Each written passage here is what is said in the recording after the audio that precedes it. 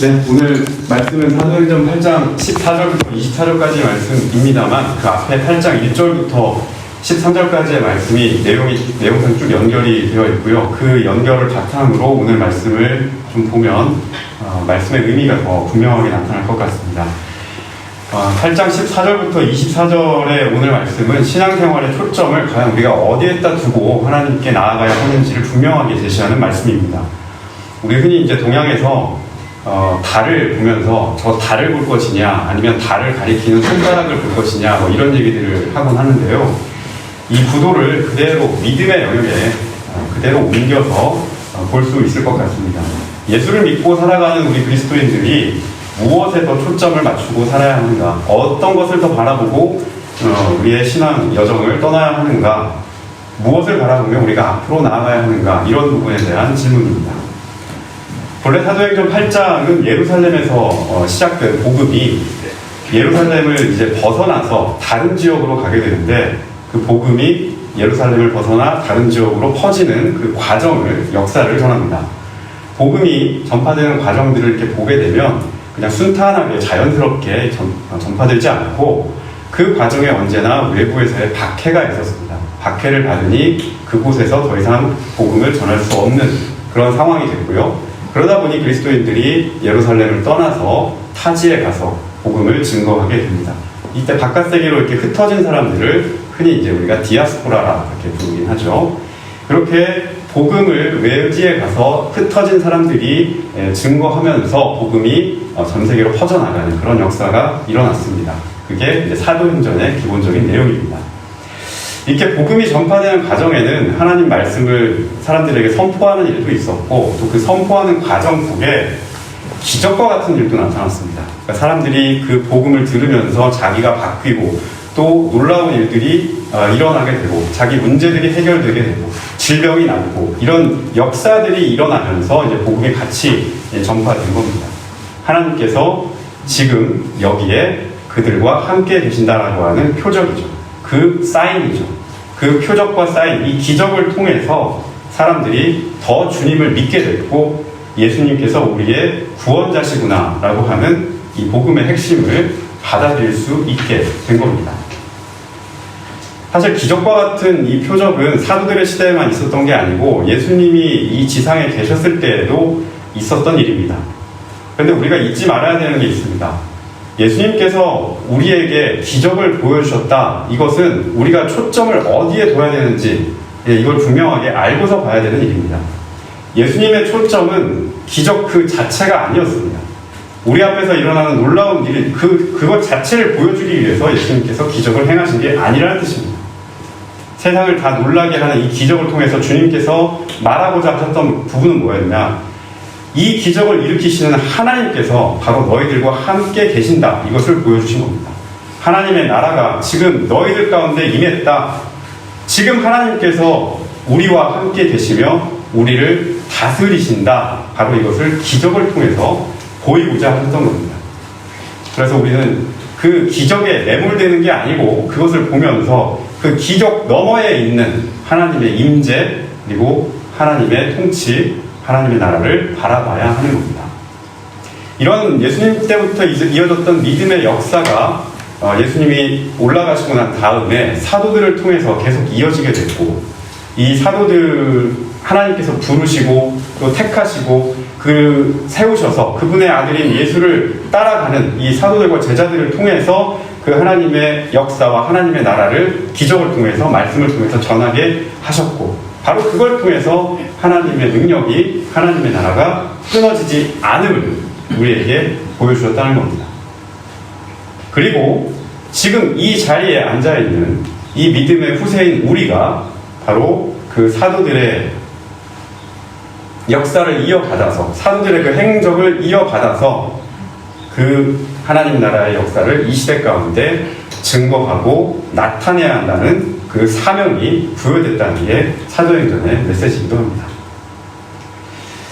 그렇지만 때론 하나님을 믿고 예수님을 따른다고 고백하는 사람들 중에서도 복음의 본질을 바라보지 못하고 내 앞에 나타나는 현상, 눈앞에 보이는 일, 이거에만 급급해하는 경우가 있습니다. 복음의 알맹이를 보지 못하고 겉으로 드러나는 권능, 기적, 그리고 이적 이런 것에만 집중해서 살아가려고 신앙생활을 하려고 하는 경우도 있습니다. 특별히 오늘 말씀에 등장하는 시몬이라는 사람이 딱 그런 사람이었습니다. 시몬은 본래 사마리아 성에 살던 그런 사람이었습니다. 복음이 예루살렘을 떠나서 사마리아까지 전파되면서 이 사마리아에도 큰 역사가 나타났습니다. 오늘 본문 말씀 앞에 구절을 보면 사도행전 8장 4절부터 8절까지를 보게 되면 예수님의 제자 중에 빌립이라는 사람이 있었는데 이 사람이 사마리아에 들어가서 복음을 전했습니다. 그 복음을 전하는 과정에 여러 가지 표적이 일어나게 됩니다. 어떤 사람은 말씀을 듣고 그 마음에 울림이 있어서 바뀌기도 하고, 어떤 사람은 몸에 질병이 있는 것들이 안수기도를 통해서 낫기도 하고, 걷지 못했던 사람이 일어나 걷고 질병이 치유되는 기적도 일어났습니다. 이 일을 통해서 성경은 사마리아 성에 큰 기쁨이 임했다라고 그렇게 말씀합니다. 이 시몬이라는 사람이 빌립의 행적을 그대로 보았습니다. 그 광경을 다 지켜보고 난 다음에 이 사람이 빌립을 따라다니게 돼요. 근데 본래 이 시몬은 사도행전 8장 9절에 보면 마술을 행했던 사람이라고 그렇게 소개가 됩니다. 그래서 마술사 시몬이라고 그렇게 우리가 흔히 알고 있는데, 옛날부터 이 사마리아 성 안에서 마술과 같은 일을 막 벌여서 사람들한테 호응을 받고 사람들이 좀 이렇게 이 사람을 좀 좋아했던 모양이에요. 사람들 사이에 흔히 말하는 셀럽이었던 것 같습니다. 자기가 이런 마술과 같은 능력을 행함으로 다른 사람들한테 인기를 얻고 스스로를 큰 사람이다, 나는 위대한 사람이다 라고 그렇게 부르고 다녔던 사람입니다. 이렇게 마술을 부려서 사람들한테 인기를 얻고 또 사회적으로 이렇게 유명한 사람이 되고 그렇게 된 사람이다 보니까 우리가 흔히 생각하기에 마술 부린다, 뭐한다, 이제 그렇게 하니까 이 사람 뭐 좀 사이비 아닌가, 좀 가짜 아닌가 이렇게 생각할 수도 있겠지만, 성경을 보니까 그 동네, 그 성에 살고 있던 사람들이 낮은 자나 높은 자나 가릴 것 없이 모두 이 시몬을 하나님의 능력에 힘입은 사람이다라고 그렇게 칭찬했습니다. 사도행전 8장 10절에 보면 낮은 사람부터 높은 사람까지 다 따르며 이르되 이 사람은 크다 일컫는 하나님 능력의 사람이더라 라고 그렇게 말씀합니다. 어떤 귀신이나 우상의 힘을 빌어가지고 능력을 행하지 않았던 겁니다. 이 사람도, 시몬이라는 이 사람도 마술을 행하는 것처럼 사람들 앞에서 행했지만 그 능력이 원천이 하나님에게서 나왔다, 사람들이 봤을 때 하나님에게서 나왔다, 그런 사람이었다는 뜻으로 우리가 볼 수 있습니다. 거꾸로 말하면 이 시몬도 하나님을 믿었던 사람입니다. 그런 그가 빌립이 사마리아에서 행한 기적과 표적을 보고 이제 그 뒤를 졸졸졸 따라다니게 됩니다. 그래서 빌립을 따라다니면서 세례도 받고 그 권능에 놀라고 그 권능에 자기도 감동하는 그런 모습을 오늘 본문 앞에 12절 13절까지 그 모습을 볼 수가 있습니다. 정리하면 이 사람도 하나님을 믿는 사람이었고 예수의 이름으로 세례를 받는 사람이었고 하나님의 이름을 바탕으로 능력을 행할 줄 아는 사람이었습니다. 우리식으로 다시 바꿔서 말하면 하나님을 신뢰하는 사람이고 나는 늘 하나님과 함께 한다고 고백하는 사람이고 하나님께 기도해서 응답도 받는다 이렇게 자부하는 그런 믿음의 사람이었던 겁니다. 그런데 문제가 있는데요. 이 문제가 어디에 있냐? 이 시몬의 믿음이 없는 게 아니에요. 믿음이 있는 사람인데 그 믿음의 방향성에 문제가 있었습니다. 이 믿음의 방향이 주님께서 바라는 그런 방향이 아니고 심각하게 왜곡된 방향으로 나아가고 있습니다. 오늘 14절에서 24절 사이의 말씀을 보게 되면 이 사람이 얼마나 그릇되고 비뚤어진 상태에서 복음을 받아들였는지, 복음을 생각했는지, 하나님의 권능을 이해했는지, 하나님의 역사를 바라봤는지 우리가 알 수 있습니다. 예루살렘에 있는 사도들이 사마리아 땅에서 복음이 전파됐다는 소식을 이제 듣습니다. 하나님 말씀이 이 사마리아에도 전파가 됐다는 소식을 듣고 거기에도 믿는 사람들이 생겨나고 예수의 이름으로 세례받는 사람들이 나타난다. 이 기쁜 소식이죠. 이 소식을 듣게 됩니다. 그래서 사도들 중에 으뜸인 베드로와 요한을 사마리아 성에 보내게 됩니다. 베드로와 요한이 와서 이 성을 직접 보니까 또 이 성을 위해서 중보기도 하면서 바라보니까 사람들이 말씀도 잘 듣고 또 자기의 옛 관습을 버리면서 주님께로 돌아와서 회개도 하고 또 예수 이름으로 내 신앙을 고백합니다 하고 주님과 하나 되는 이 세례 의식도 다 거행을 하는데, 문제는 그 마음 속에 그 영에 성령의 역사가 보이지 않았던 겁니다. 성령의 역사가 있다. 그것은 내 사고가 완전히 바뀌는 거고요. 내가 세속의 영이 아니라 거룩한 영, 거룩한 정신으로 하나님의 생각과 하나님의 마음이 무엇인지를 늘 숙고하고 바라보면서 그 마음대로 따라가는 그런 모습이 바로 성령의 역사입니다. 근데 그 모습이 완전하지가 않았던 거예요. 세례는 받아서 껍데기는 있는데 그 알맹이가 취약했던 겁니다. 성령으로 보아야 비로소 예수의 십자가와 부활이 나의 사건이 되고요. 그 의미가 어떤 것인지를 깨닫게 됩니다. 성령의 눈으로 보아야 비로소 내가 이 땅 가운데 예수를 따르는 삶이 무엇인지가 정확하게 드러나게 됩니다. 성령으로 보아야 이 땅 한가운데 임한 하나님 나라의 역사, 지금은 겨자씨와 같이 작은 씨앗에 불과하지만 그것이 자라고 큰 산을 이루는, 산을 움직일 수 있을 만한 그런 믿음으로 자라는 그 놀라운 역사를 볼 수 있는 겁니다. 하지만 아직 사마리아 사람들한테는 이러한 성령으로 바라보는 눈이 없었던 겁니다. 베드로와 요한이 성령의 충만함을 입고 옛사람을 벗어던지고 복음의 사도가 됐고 능력의 종이 됐고 예수만 따르면서 살기로 바뀐 사람들이 되었기 때문에 볼 수 있었던 겁니다. 이 두 사도가 사마리아 땅에 성령이 임하기를 간절히 구합니다. 그리고 난 다음에 이 사람들도, 이 사마리아 사람들도 안수를 받으면서 동일하게 성령을 받게 되고 하나님의 마음을 알게 되고 하나님의 눈으로 세상을 바라보게 되고 그 마음과 눈으로 이 세상을 살기로 결단하게 됩니다. 그 과정에서 또 능력과 기적도 함께 나타났습니다. 시몬이 이걸 또 보고 놀랍니다. 하여튼 놀라는 거 전문이에요. 뭘 보면 놀라요. 그리고 새로운 권법이다 그러면 이걸 익혀가지고 그냥 권법에 딱 하면 되는데 자기가 그걸 꼭 해보려고 하는 그런 마음, 적극성은 있는 것 같습니다. 놀라는 것까지야 뭐 충분히 그럴 수 있는데 이 시몬이라는 사람이 자기가 가지고 있는 옛 습관을 버리지를 못합니다. 그래서 늘 하던 대로 습관처럼 이 사람이 또 반응합니다.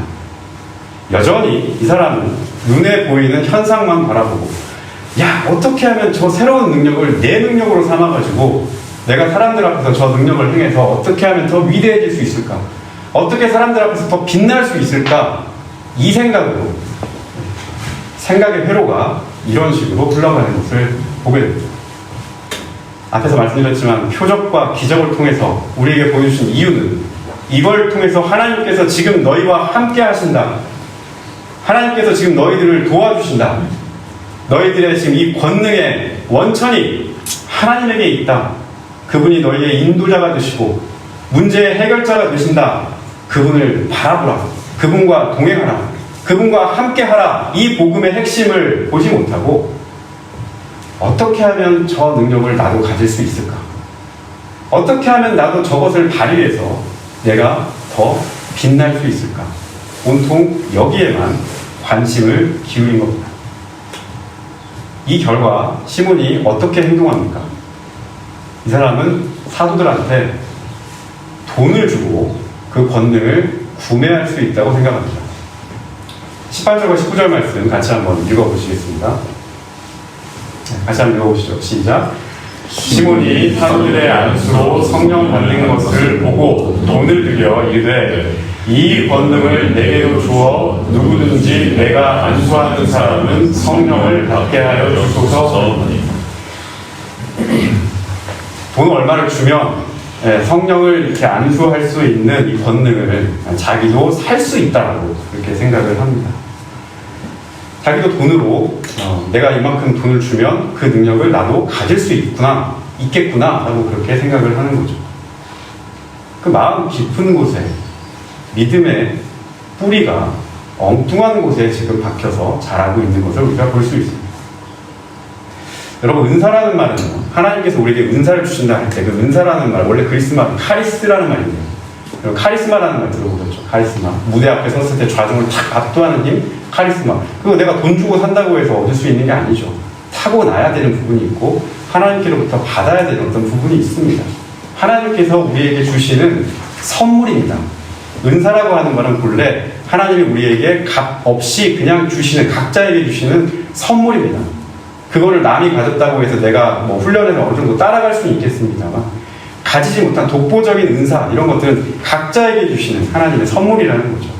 이 받은 은사를 값없이, 하나님께서 주신 은사를 내가 더 값지게 사용하는 게 하나님께서 우리에게 주신 은사의 본래 목적입니다. 근데 이것을 남이 가졌다고 해서 내가 그거를 돈을 주고 은사를 사오면 나도 그 은사를 가질 수 있어 라고 생각하는 이 방식, 이 시몬의 사고방식이 참 안타깝습니다. 은사를 줬다, 하나님께서 우리에게 선물을 줬다 함은 우리에게 그걸 주시는 분도 하나님이시고 또 그거를 거두어 가시는 분도 하나님이시고 하나님이 모든 것을 다 주장하고 계신다, 이 사실을 알라는 겁니다. 근데 시몬은 지금 그것을 보지 못하고 있습니다. 그저 남이 보아보기에 좋아 보이는 그런 것이면 충분히 내가 거래도 할 수 있고 매매도 할 수 있고 물질만 있으면 얼마든지 내가 그것을 다 행할 수 있다라고 그렇게 착각하고 있는 그런 상태입니다. 예수를 믿고 하나님의 능력을 맛본 사람이나, 시몬은 분명 예수를 믿고 하나님의 능력을 맛보고 세례도 받은 그런 사람입니다만 이 사람 속을 한꺼풀 더 벗겨보니 그 중심에는 다른 생각이 있었던 겁니다. 기적과 표적을 통해서 이것을 보여주고자 했던, 계시하고자 했던 하나님의 진짜 마음, 여기에는 별 관심이 없고 하나님께서 우리에게 말씀하고자 하는 진리, 그 진리의 현실에 대해서는 눈길이 가지 않고 그저 그걸 통해서 나타나는 능력과 기적으로 자기의 이름 몇 자 휘날리는 그런 탐심에 사로잡혀 있는 모습을 보게 됩니다. 이 시몬의 모습을 베드로가 꿰뚫어 봤습니다. 베드로는 지금 성령의 사람으로 바뀐 베드로입니다. 20절 말씀을 한번 같이 보시겠습니다. 20절 시작. 베드로가 이르되 내가 하나님의 선물을 돈 주고 살 줄로 생각하였으니 내가 그와 함께 망할지어다. 참 정곡을 찌르는 말씀이면서 어떻게 보면 좀 굉장히 무서운 말씀입니다.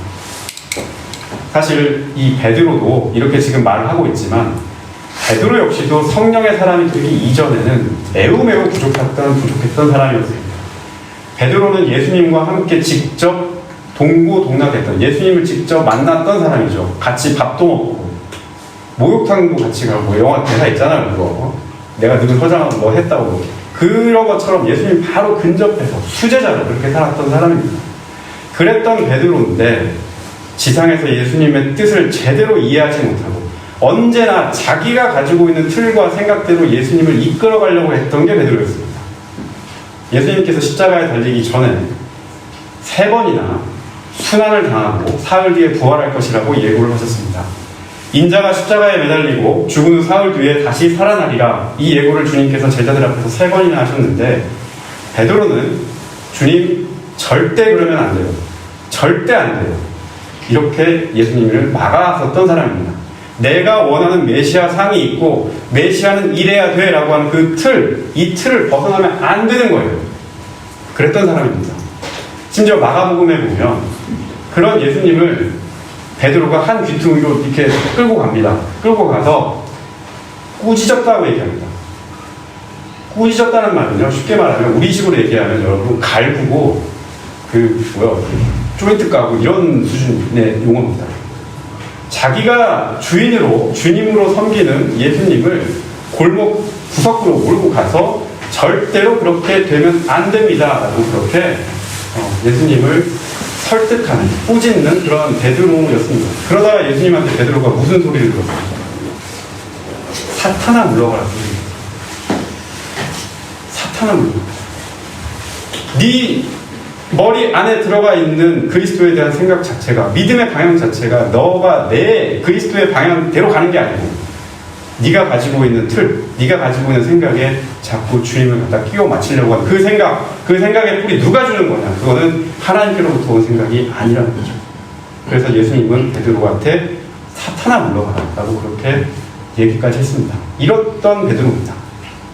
주님이 잡혔을 때, 겟세마네에서 잡혔을 때 베드로가 그 옆에 있었습니까? 도망갔죠. 그리고 불 쬐고 있는데 옆에 와가지고 너도 같은 나사렛 사람 예수하고 같은 도당이었지? 라고 그렇게 옆에서 얘기하니까 베드로가 절대 아니라고. 자기는 3번이나 예수님을 부인했던 사람입니다. 주님이 십자가에 못 박혔을 때, 그 고통 한가운데 있을 때 여인들은 그 자리를 지켰지만 예수님의 제자라고 했던 사람들은 그 자리를 지키고 있었던 사람이 한 명도 없었습니다. 오히려 무서워서 집안의 문을 꽁꽁 걸어 잠그고 잡힐까봐 두려움에 덜덜 떨었던 사람들이 바로 이 베드로를 비롯한 제자들이었습니다. 그랬던 베드로가 부활하신 주님을 만나고 오순절 마가의 다락방에서 성령을 충만하게 받고 완전히 다른 사람으로 바뀌게 됩니다. 용기를 갖게 됩니다. 예수를 전하는데 담대함을 갖게 됐습니다. 베드로의 원래 직업은 어부죠. 물고기 잡던 사람이 얼마나 앉아서 책을 볼 수 있고 학문을 연구한 그런 사람이었겠습니까? 말주변이 좋았겠습니까? 그랬던 베드로가 성령을 받고 충만한 사람이 되자 수많은 사람 앞에서 나서서 하나님을 증거하고 예수가 그리스도시다, 너희들의 구원자시다라고 하는 걸 담대하게 선포하게 되고 수천 명의 사람들이 그 설교를 듣고 감화와 감동을 받아서 성령을 받고 뒤집어지는 역사가 일어나지 않았습니까?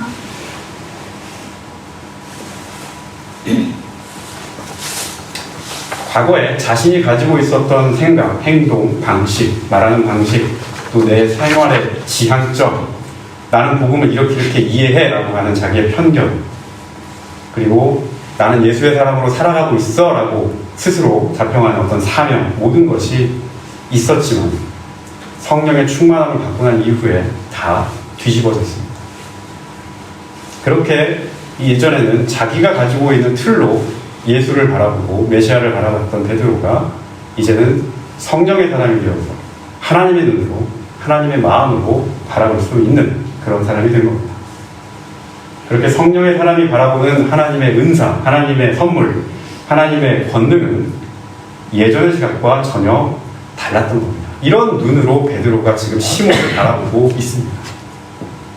그러니 표적과 권능에만 눈길을 두고 그 자리에만 머물러 있는 시몬의 모습이 너무도 안타까웠던 겁니다. 그것 너머에서 역사하고 계시는 하나님을 바라보지 못하는 시몬의 모습이 아쉬웠던 거죠. 그래서 시몬의 그 본심을 베드로가 공격합니다. 너는 보이는 믿음만 보려고 하고 보이는 표정만 구하려 하는 거야. 너의 마음에 본심은 없고 그 본심이 왜곡되어서 탐심만 가득하구나. 그러니 그 탐심으로 맺은 열매는 아름답지가 못하구나. 지금 그렇게 말을 하고 있는 겁니다. 똑바로 그것을 바라보고 하나님 앞에서 회개하라, 돌이켜라 라고 하는 권면도 잊지 못합니다. 그동안 성령의 사람으로 살지 못하고 세상의 영을 따르고 시대의 정신을 따라가면서 이리 휘둘리고 저리 휘둘리면서 복음을 내 멋대로 윤색하고 내 귀에 걸면 귀걸이고 내 코에 걸면 코걸이고 그렇게 이혈령 비혈령식으로 요리해왔던 그 습관을 다 버리고 담대하게 성령의 사람으로 살아가라라고 그렇게 권면하는 중입니다. 사랑하는 우리 성도 여러분, 시몬의 오늘 이 모습, 이 베드로, 성령을 받은 베드로의 이 모습을 한번 여러분 생각해 보시기 바랍니다. 능력과 은사만 쫓아가고 그 능력에만 머물러 있는 시몬의 모습은 지금 우리가 보이고 있는 신앙생활의 한 단면이기도 합니다. 가끔 우리는 너무 현상에 집착할 때가 있습니다. 그런 나머지 그 현상 너머에서 우리에게 말씀하시는 하나님을 보지 못할 때가 있습니다. 내 기도가 하나님께 응답을 받았다. 그 기도 응답 받은 것 자체에는 머물러버리고 거기에만 집중합니다. 내 문제가 해결이 됐다. 그 해결된 그것 자체에만 집중하고 끝납니다. 내가 나음을 받았다. 내가 치유를 받았다. 그 나음과 치유에 머물러 버리고 끝납니다. 시몬이 표적과 권능만 쫓아 살았던 모습과 비슷한 모습입니다. 물론 이게 중요치 않다는 말은 아닙니다. 중요합니다. 문제가 해결되고 기도 응답을 받고 간절하게 하나님께 구했던 것들에 해결이 되는 부분들은 너무도 중요하죠. 그러나 복음은 거기에서 그치는 게 아닙니다. 한 걸음 더 들어가셔야 합니다. 복음의 핵심은 그보다 더 깊이 들어가서 내 기도 응답도 중요하지만 그 응답을 통해 하나님께서 지금 나와 함께 하시는구나. 하나님께서 나의 기도를 듣고 계시는구나. 내가 하나님 안에 있구나. 하나님 내 손을 늘 잡고 이끄시는구나. 이것을 볼 줄 알아야 합니다. 내가 치유받았다고 하여서 그 치유에 감사하는 것으로 끝나면 안 됩니다. 감사해야죠, 물론. 내가 문제가 해결됐다고 해서 그 문제 해결로 끝나서는 안 됩니다. 그것을 통해서 그 문제 너머에서, 치유 너머에서 우리를 바라보시는 하나님을 볼 수 있어야 합니다. 하나님께서 내 가운데 계시는구나. 나를 굽어보고 계시는구나. 외면치 않으시는구나. 하나님께서는 다 나를 통한 계획이 있으시구나. 이 시각까지 볼 수 있어야 합니다. 우리 신앙의 초점과 관심이 그곳까지 도달할 수 있기를 바랍니다. 그렇지 않고서는 끊임없이 눈에 보이는 표적과 기적과 응답에만 집중하게 됩니다. 귀가 얇아지고 영적으로 취약해집니다. 그러다 보면 결국 보이는 가치에만 현혹해서 그런 권능자들, 그런 사기꾼들과 표적을 일으키는 사람들에게만 눈길을 주고 그 사람들의 메시지를 듣고 결제를 합니다. 그런 악순환이 반복이 되는 거죠.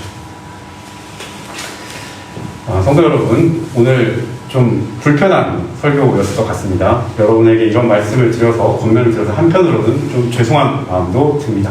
왜냐하면 우리 성도님들은 그 누구보다도 주님 안에서 말씀 가운데 잘 살아보려고 항상 노력하고 앞으로 나아가려고 하는 분인 것을 제가 잘 알기 때문입니다. 근데 그런 분들에게 마술이네, 시몬이네 이런 말을 해가지고 마음 한켠을 좀 불편하게 해드려서 송구스럽기도 합니다. 하지만 주마다편이라는 사자성어가 있죠. 달리는 말에 채찍을 가하는 법입니다. 움직일 생각을 하지 않고 가만히 있는 말한테 채찍을 아무리 때려봤자 그것은 구타받게 되지 않습니다.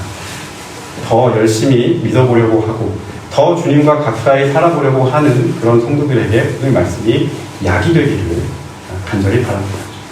복음의 알맹이를 더 추구하려고 하고 예수가 누구인지, 예수가 내 삶에서 어떤 의미인지를 찾아보려고 하는 성도님들에게 오늘 말씀이 약이 되기를 또한 바랍니다. 오늘 저를 포함해서 우리 모두 우리가 외부에 어떤 열매를 내는지, 그 열매 내면에는 어떤 뿌리를 가지고 있는지, 이 열매와 뿌리가 서로 잘 연결이 되어 있는지, 얼마나 일관된지 한번 깊게 생각해 보시기를 바랍니다. 내 믿음의 뿌리에서 나온 맺은 이 열매가 얼마나 아름답고 또 내 뿌리는 얼마나 튼튼한지도 여러분 한번 생각해 보시기 바랍니다. 우리 모두 다 예수를 믿는 사람인 만큼 누가 볼 때 잘하고 보지 않을 때 잘 안 하는 그런 이중 생활하지 말고, 누가 보나 그렇지 않으나 언제나 고람되어 하나님 앞에 서 있다는 마음으로 경건하고 올바르게 살아갈 수 있도록 합시다. 2025년 올 한 해 우리 교회는 예수를 깊이 생각하는 교회가 되자, 이렇게 표어를 내걸었습니다. 우리 삶의 예수님의 모습이 조금이라도 더 나타나기를 기도할 수 있기를 바랍니다. 여러분께서 기도하고 하나님께 바라는 모든 것들이 응답받고 또 여러분 삶에 기적이 나타나는 것으로, 그것으로 만족하지 마시고 그것을 통해서 우리에게 말씀하고자 하시는 하나님의 마음과 뜻을 더 헤아릴 수 있는 한 해를 보낼 수 있기를 바랍니다.